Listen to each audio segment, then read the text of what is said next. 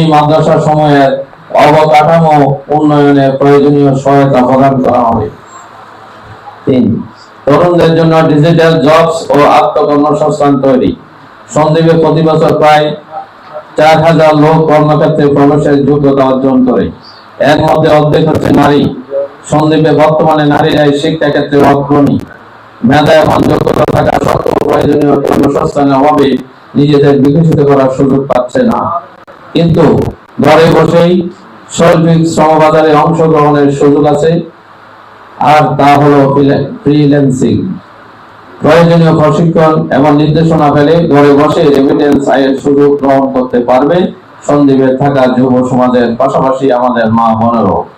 স্বল্প শিক্ষিত ছেলেদের জন্য ফ্রিজ, মোবাইল, টিভি ইত্যাদি মেরামতের মতো দৈনন্দিন চাহিদা সম্পন্ন কাজগুলো জানলে বেকারত্বের অভিশাপ থেকে মুক্তি পাওয়া সম্ভব।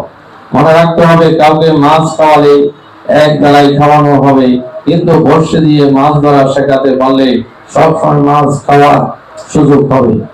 সন্দীপ জবস নামে একটি স্থানীয় ওয়েবসাইট তৈরি করে চাকরি প্রার্থী ও চাকরিদাতাদের সাথে একটা সেতুবন্ধ তৈরি উদ্যোগ গ্রহণ করা হবে।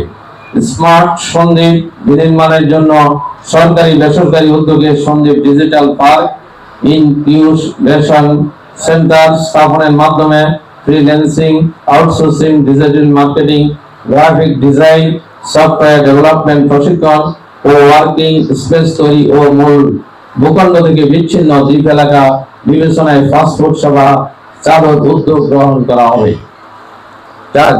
দারিদ্র্য বিমোচন ও সকল জনগোষ্ঠীর আর্থসামাজিক উন্নয়ন। সন্দ্বীপের নিম্নবিত্ত ও শ্রমিক পরিবারের 90% বিভিন্ন ব্যক্তি প্রতিষ্ঠানের কাছে সুদ ভিত্তিক ঋণের জালে আবদ্ধ।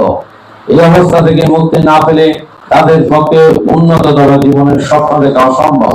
সমাজের সচেতন লোকদের অন্তর্ভুক্ত করে মসজিদ ভিত্তিক যাকাত আন্দোলন,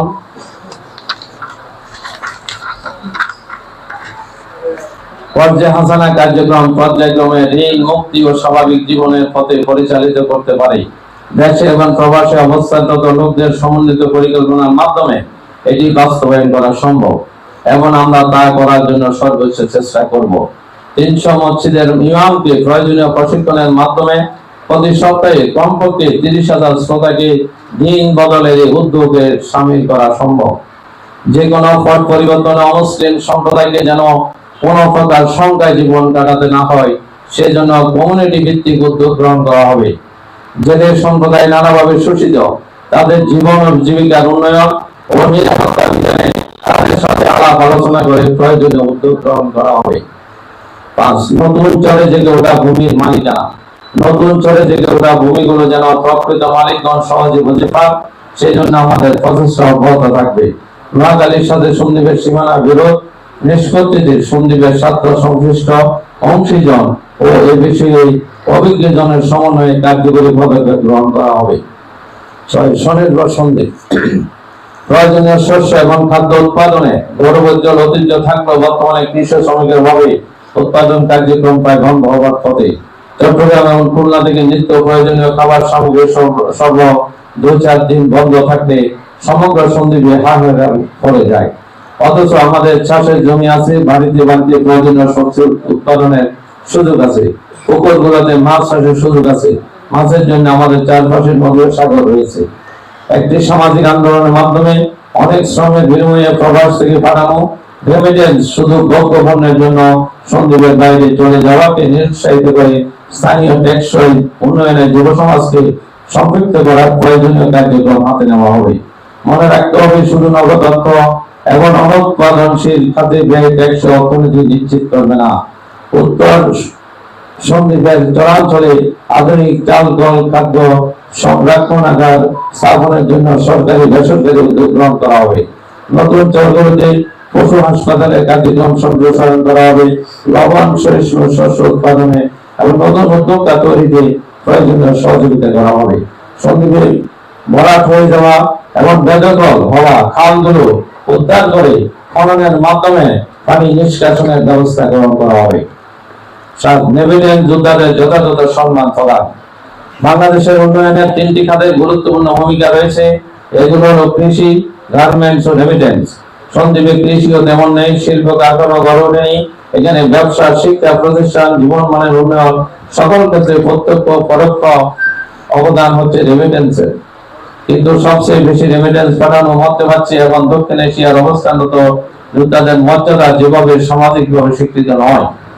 সন্দ্বীপের উন্নয়নে তাদের অবদানের স্বীকৃতি স্বরূপ প্রবাসী সম্মাননা, প্রবাসী সপ্তাহ ইত্যাদি পালনের উদ্যোগ নেওয়া হবে। তাদের যাতায়াতের নিরাপত্তা ও ওয়ান স্টপ সার্ভিসের উদ্যোগ নেওয়া হবে। তাদের মর্যাদা দানের পাশাপাশি তাদের অর্জিত অর্থ যেন ভোগ্য পণ্যের বেশি ব্যবহৃত না হয়ে টেকসই উন্নয়নে কাজে লাগে, সেই ব্যাপারে অভিজ্ঞদের সহায়তায় মোটিভেশনাল প্রোগ্রাম পরিচালনা করা হবে। প্রবাসীদের জন্য রাষ্ট্র প্রদত্ত বিভিন্ন সুবিধা সম্পর্কে সন্দ্বীপের প্রবাসীদের বেশিরভাগ সদস্য অবগত নন। সচেতনতা সৃষ্টির পাশাপাশি প্রাপ্তিতে সহযোগিতা করা হবে। সৌদি প্রবাসীদের জন্য তাকামুল সার্টিফিকেট প্রাপ্তির উপযোগী প্রশিক্ষণের আয়োজন সন্দ্বীপে করা হবে। অন্যান্য দেশের উপযোগী ব্লু কালার শ্রমিক তৈরিতে দক্ষতা অর্জনে প্রয়োজনীয় উদ্যোগ নেওয়া হবে।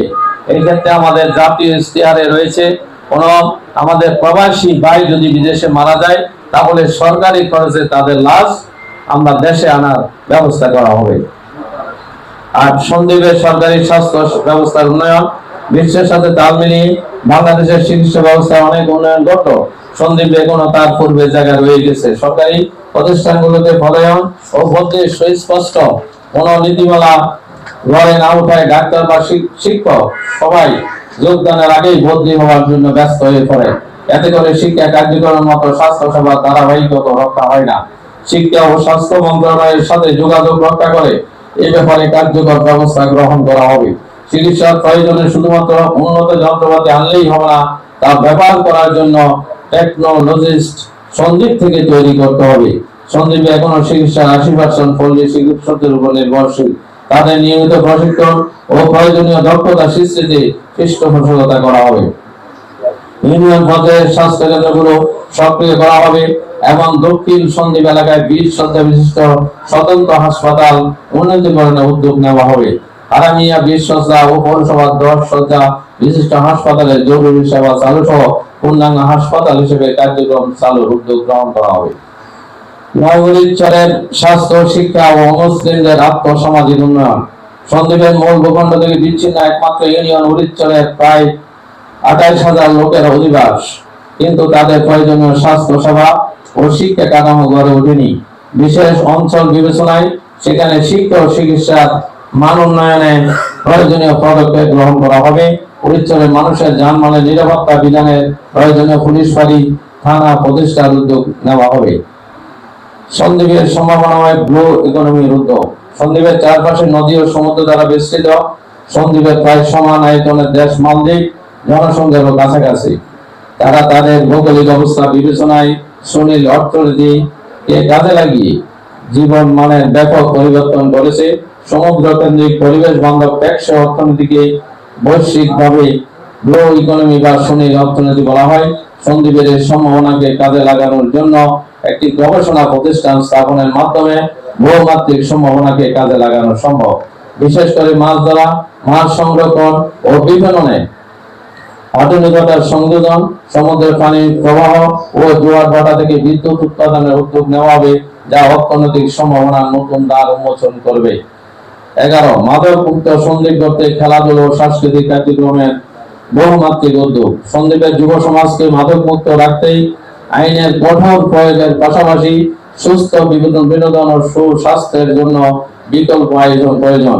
ক্রিয়া কার্যক্রম ও সুস্থ সাংস্কৃতিক কার্যক্রম তাদের এসব থেকে ফিরিয়ে আনার ক্ষেত্রে ভূমিকা রাখতে পারে। সন্দ্বীপের শিশুদের মানসিক বিকাশের তেমন কোনো ব্যবস্থা নেই। সন্দ্বীপের 3 এলাকায় অন্তত 3টি শিশু পার্ক গড়ে তোলার উদ্যোগ গ্রহণ করা হবে। এছাড়া ইউনিয়নের পরিষদ কার্যালয়ে কমিউনিটির উন্নয়নের স্বার্থে পরিপূর্ণ কার্যকর গণপাঠাগার স্থাপন করা হবে। প্রতি ইউনিয়নে খেলার মাঠ তৈরির উদ্যোগ গ্রহণ করা হবে। সন্দ্বীপে একটি মিনি স্টেডিয়াম নির্মাণ ও বিকেএল স্পিড প্রশিক্ষণ ইনস্টিটিউট গড়ে তোলার চেষ্টা করা হবে। কারণ সন্দ্বীপকে পর্যটনের সন্দ্বীপ ও সুরক্ষিত সন্দ্বীপ হিসেবে গড়ে তোলা।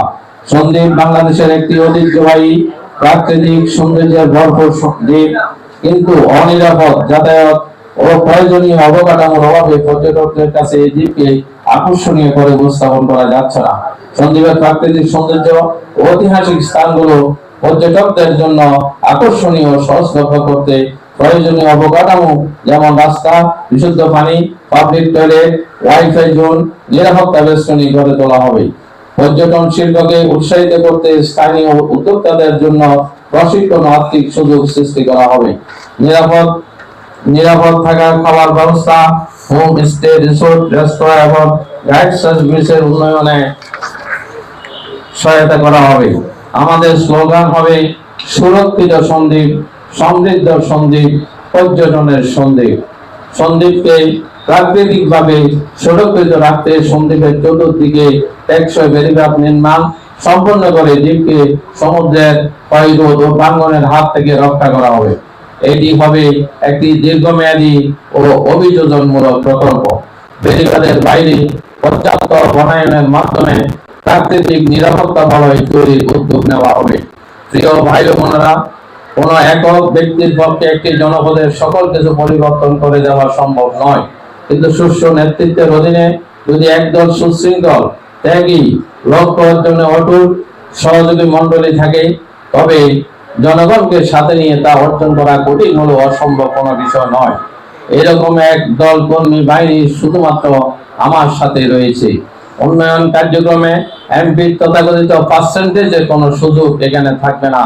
সন্দ্বীপের কোনো অর্থনৈতিক এবং অনৈতিক কাজে আমার পরিবারতন্ত্র, আত্মীয়তন্ত্র বা দলতন্ত্রের কোনো অস্তিত্ব থাকবে না।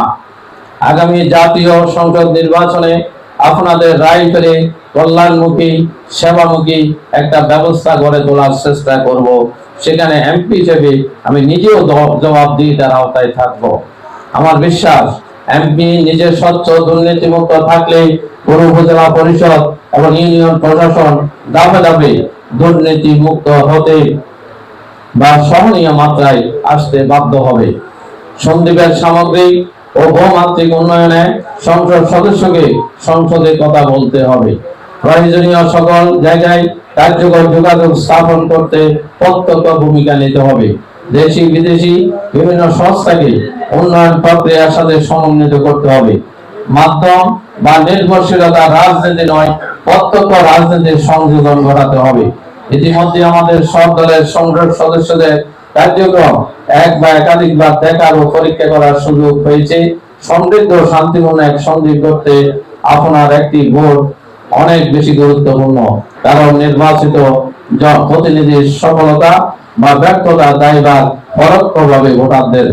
আসুন স্থবির ও সামন্ততান্ত্রিক রাজনীতির বিলোপ ঘটিয়ে জনগণের রাজনীতির পথ প্রশস্ত করি।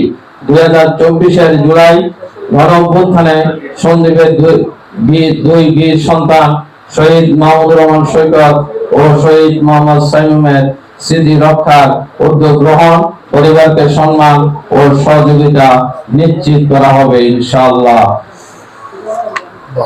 এই জন্য মোহাম্মদ আলাউদ্দিন শিকদার, জাতীয় সংসদ পদপ্রার্থী, চট্টগ্রাম 3 সন্দ্বীপ। আমরা জাতির শাসক হব না, সেবক হব। সুপ্রিয় সাংবাদিক বন্ধুগণ, আপনারা আমাদের